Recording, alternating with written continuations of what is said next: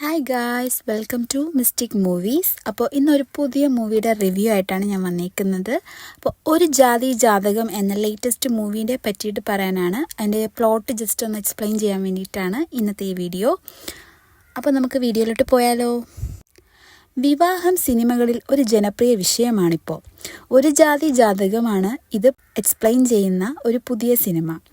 അത്തരം സിനിമകളിലെ പതിവ് പോലെ കോമഡി ഒരു വലിയ പങ്ക് വഹിക്കുന്നുണ്ട് ഈ സിനിമയിലും. കണ്ണൂരിലും ചെന്നൈയിലും പശ്ചാത്തലമാക്കിയൊക്കെയാണ് ഈ ചിത്രം.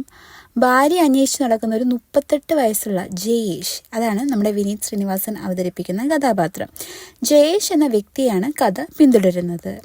രാകേഷ് മാന്തോടി എഴുതിയ തിരക്കഥ നർമ്മം നിറഞ്ഞതും സെൻസിറ്റീവ് വിഷയവുമായ LGBTQ+ പ്രശ്നങ്ങളെ അഭിസംബോധന ചെയ്യുന്നതുമാണ്. അപ്പോൾ അത് ട്രെയിലറിൽ തന്നെ അത് കാണിച്ചിട്ടുമുണ്ട്. 38 വയസ്സുള്ള ഒരു മെയിൽ ഷോവനിസ്റ്റ് ക്യാരക്ടറുള്ള ജയേഷ് വധുവിനെ കണ്ടെത്താൻ ആഗ്രഹിക്കുന്നതാണ് ചിത്രത്തിൻ്റെ പ്രമേയം. ചെന്നൈയിൽ ജോലി ചെയ്യുന്ന ജയേഷ് വീക്കെൻഡ്സിലൊക്കെ ഭാര്യ അന്വേഷിക്കാൻ വേണ്ടിയിട്ട്, എന്ന് വെച്ചാൽ നമ്മുടെ കല്യാണ ആലോചനയ്ക്കായിട്ട് കണ്ണൂരിലെ സ്വന്തം ഗ്രാമത്തിലേക്ക് വരുന്നുണ്ട്. ജയേഷിൻ്റെ വർഗീയ സ്വഭാവത്തെ പരിചയപ്പെടുത്തുന്ന ഒരു ഗാനത്തോടെയാണ് ചിത്രം ആരംഭിക്കുന്നത്. സ്ത്രീകളെ വിമർശിക്കാൻ അദ്ദേഹം തിടുക്കം കാണിക്കുന്ന ഒരു വ്യക്തിയായിട്ടാണ് ചിത്രത്തിൽ കാണിക്കുന്നത്. കൂടാതെ ഒരു വധുവിന് കർശനമായ കുറേ നിബന്ധനകളും അദ്ദേഹം വെക്കുന്നുണ്ട്. മനസ്സിനക്കരെ, കൊട്ടാരം വീട്ടിലെ അപ്പൂട്ടൻ തുടങ്ങിയ സിനിമകളിലെ കഥാപാത്രങ്ങളെപ്പോലെ സുന്ദരിയും ആയിരിക്കുക, സുന്ദരി എപ്പോഴും സുന്ദരി ആയിരിക്കുക എന്ന നിബന്ധനയാണ് മെയിനായിട്ടുള്ളത്. ജയേഷ് തൻ്റെ കുടുംബാംഗങ്ങളുടെയും സുഹൃത്തുക്കളുടെയും സഹായത്തോടെ ഒരു വധുവിനെ അന്വേഷിക്കുന്ന ഇടത്താണ് ചിത്രം ആരംഭിക്കുന്നത്. കോമഡി അവിടെയാണ് തുടങ്ങുന്നത്. ഒരു ഘട്ടത്തിൽ അദ്ദേഹം ഗേ ആണെന്ന് കുടുംബം സംശയിക്കുന്നവരെയുണ്ട്. ഇത് കഥയെ ഈ വിഷയം പര്യവേഷണം ചെയ്യുന്നതിലേക്ക് നമ്മളെ പരിചയപ്പെടുത്തുകയാണ്. സ്വർഗാനുരാഗിയായ ആളുകളുടെ മാനസികാവസ്ഥ എങ്ങനെ നെഗറ്റീവായി കാണുന്നു എന്ന് കാണിക്കാൻ സംവിധായകൻ M. മോഹനൻ ഇതുപയോഗിക്കുന്നുമുണ്ട്.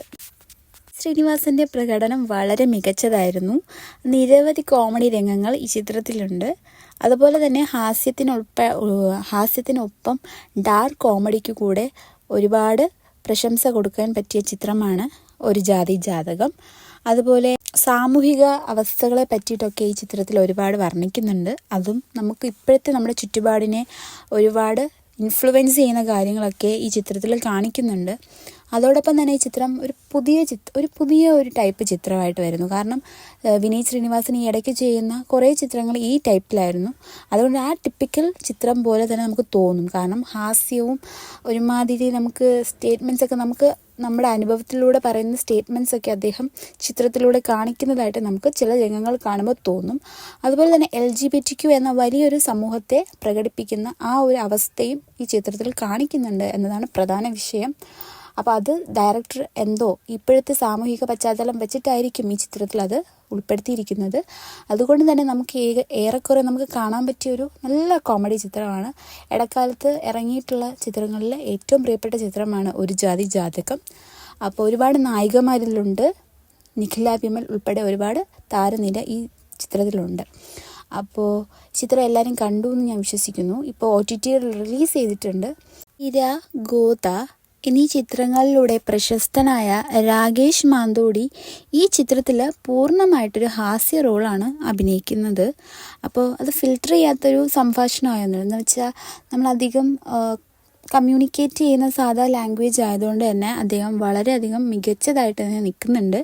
പിന്നെ LGBTQ സമൂഹത്തെക്കുറിച്ചുള്ള പരാമർശങ്ങൾ സിനിമയിൽ ഉൾപ്പെടുത്തുന്നുണ്ട്. ഇന്നത്തെ കാലത്ത് ചിലർക്ക് സിനിമ ഈ പരാമർശങ്ങൾ അമിതമായി ഉപയോഗിക്കുന്നതായിട്ട് തോന്നിയേക്കാം ചെറുതായിട്ടൊക്കെ.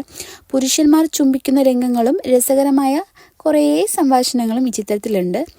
ഇവ തിയേറ്ററുകളിൽ പ്രദർശിപ്പിച്ചിരുന്നു എങ്കിലും OTTയിലാണ് കൂടുതൽ പ്രശംസ ഏറിയത്. ചലച്ചിത്ര നിർമ്മാതാക്കൾ ഇത് നല്ല എൻ്റർടൈൻ ചെയ്യുന്നുണ്ട് എന്ന് ഈ ചിത്രത്തിലൂടെ അത് കാണാൻ പറ്റുന്നുണ്ട്. ഓക്കെ, ചിത്രം സ്ത്രീവിരുദ്ധതയിലാണ് പോകുന്നതെങ്കിലും ചിത്രത്തിൽ ഒരിക്കലും ഡയറക്ടർ സ്ത്രീവിരുദ്ധതയെ മഹത്വവൽക്കരിക്കുന്നതേയില്ല. വിനീത് ശ്രീനിവാസൻ അവതരിപ്പിക്കുന്ന ജയേഷ്, പ്രത്യേകിച്ച് അദ്ദേഹത്തിൻ്റെ സുഹൃത്ത് മെറിൻ, ദാറ്റ് ഈസ് ചിപ്പി, തൻ്റെ കാഴ്ചപ്പാടുകൾ മാറ്റാൻ ശ്രമിക്കുന്നതായിട്ട് നമുക്ക് ഈ ചിത്രത്തിൽ കാണാൻ പറ്റുന്നുണ്ട്.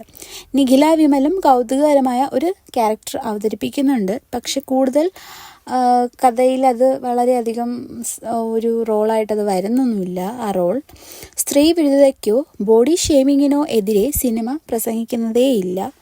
പകരം ആധുനികവും പരമ്പരാഗതവുമായ കഥാപാത്രങ്ങളുടെ ഒരു മിക്സ്ചർ അവതരിപ്പിക്കുകയാണ്. സ്ത്രീവിരുദ്ധ സമൂഹത്തെക്കുറിച്ചുള്ള ഒരു ആക്ഷേപഹാസ്യമായിട്ടാണ് എനിക്ക് ഈ ചിത്രം തോന്നിയത്. ഇതിൻ്റെ കഥാപാത്രങ്ങളെയും ആക്ടേഴ്സിനെയും പറ്റി പറയുവാണെങ്കിൽ ഒരു പുരുഷ മേധാവിത്വത്തിൻ്റെ ഉറവിടമായ ജയേഷ് എന്ന കഥാപാത്രമായി വിനീത് ശ്രീനിവാസൻ വളരെ സൂപ്പറായിട്ടുള്ള പ്രകടനമാണ് കാഴ്ചവെച്ചിട്ടുള്ളത്. നല്ല കോമഡി എന്ന് വെച്ചാൽ ഡാർക്ക് കോമഡിയാണ് അദ്ദേഹം കൊണ്ടുവന്നിരിക്കുന്നത്. പെരുമാറ്റ രീതികളും ഉച്ചത്തിലുള്ള ആ ഒരു കോൺവേഴ്സേഷൻസും എല്ലാം സിനിമയ്ക്ക് വളരെയധികം യോജിക്കുന്നുണ്ട്. സ്ത്രീവിരുദ്ധനായ ജിതേഷ് എന്ന കഥാപാത്രത്തെ അവതരിപ്പിക്കുന്ന മൃദുൽ നായരുമായുള്ള അദ്ദേഹത്തിൻ്റെ കെമിസ്ട്രി വളരെയധികം ഈ ചിത്രത്തിൽ വർക്കൗട്ട് ആയിട്ടുണ്ട്. ഒരു പുരുഷൻ ഒരു സ്ത്രീയോട് പെരുമാറേണ്ട തെറ്റായ രീതിയാണ് ഇവർ രണ്ടുപേരും കാണിച്ചിട്ടുള്ളത് ചിത്രത്തിൽ. ജയേഷിൻ്റെ പിതാവായി പി കുഞ്ഞികൃഷ്ണനും ശ്രദ്ധേയമായ വളരെ നല്ലൊരു പ്രകടനം കാഴ്ചവെച്ചിട്ടുണ്ട്. ഭാര്യയുമായും മറ്റ് ബന്ധുക്കളുമായും ജയേഷുമായും അദ്ദേഹം നടത്തുന്ന ഇടപെടലുകൾ ധാരാളമായി ചിരിപ്പിച്ചിട്ടുണ്ട്. ജയേഷിൻ്റെ സഹോദരിയായി പൂർണ്ണ മോഹൻരാജ് അഭിനയിച്ചിട്ടുണ്ട്. ചിത്രത്തിൽ ഒരു മികച്ച വേഷം തന്നെ കൈകാര്യം ചെയ്തിട്ടുണ്ട്. ഗായിക സയനൂരയും അവിസ്മരണീയമായ ഒരു പ്രകടനം കാഴ്ചവെച്ചിട്ടുണ്ട്. അവരുടെ അവസാന സംഭാഷണം ജയേഷിൽ ശക്തമായ സ്വാധീനം വരുത്തിയിട്ടുണ്ട്. മറ്റ് അഭിനേതാക്കളും അവരുടെ വേഷങ്ങളിൽ നന്നായി തന്നെ തിളങ്ങിയിട്ടുണ്ട്, പ്രത്യേകിച്ച് കോമഡി രംഗങ്ങളിലാണെന്ന് മാത്രം. സ്ത്രീവിരുദ്ധതയെക്കുറിച്ചുള്ള ആക്ഷേപഹാസ്യമായ ഒരു ചിരിയുടെ കലവറ തന്നെയാണ് ഒരു ജാതി ജാതകം എന്ന മൂവി. വിനീത് ശ്രീനിവാസനും മറ്റ് അഭിനേതാക്കളും ഈ സിനിമയിൽ നന്നായി തന്നെ തിളങ്ങിയിട്ടുണ്ട്. ഇത് സെൻസിറ്റീവായ വിഷയങ്ങളാണ് കൈകാര്യം ചെയ്യുന്നത്. അതുകൊണ്ട് തന്നെ എല്ലാ പ്രേക്ഷകർക്കും ഒരുപോലെ ഇഷ്ടപ്പെടും എന്ന് ഞാൻ കരുതുന്നുണ്ട് ഈ ചിത്രം. അപ്പോൾ ഇതുവരെ കാണാത്തവരാണെങ്കിൽ OTTയിൽ റിലീസായിട്ടുണ്ട് ചിത്രം. അപ്പോൾ ഇപ്പം തന്നെ ഡൗൺലോഡ് ആക്കിയിട്ട് ഇപ്പം തന്നെ കണ്ടു നോക്കൂ. നന്നായിട്ട് ഇഷ്ടപ്പെടും, നന്നായിട്ട് എൻ്റർടൈൻ ചെയ്യും. ഈ ഇടയ്ക്ക് ഇറങ്ങിയതിൽ നല്ലൊരു കോമഡി പീസ് മൂവിയാണ്. സോ എല്ലാവരും കണ്ടിട്ട് നിങ്ങളുടെ അഭിപ്രായങ്ങൾ കമൻറ്റ് ചെയ്യാൻ മറക്കണ്ട. അപ്പോൾ എന്തായാലും കണ്ടവരൊക്കെ നിങ്ങളുടെ അഭിപ്രായങ്ങൾ ഇപ്പം തന്നെ കമൻറ്റ് ചെയ്യുക. അപ്പോൾ നെക്സ്റ്റ് മൂവിയായിട്ട് നെക്സ്റ്റ് വീഡിയോയിൽ വരും വരെ ബൈ.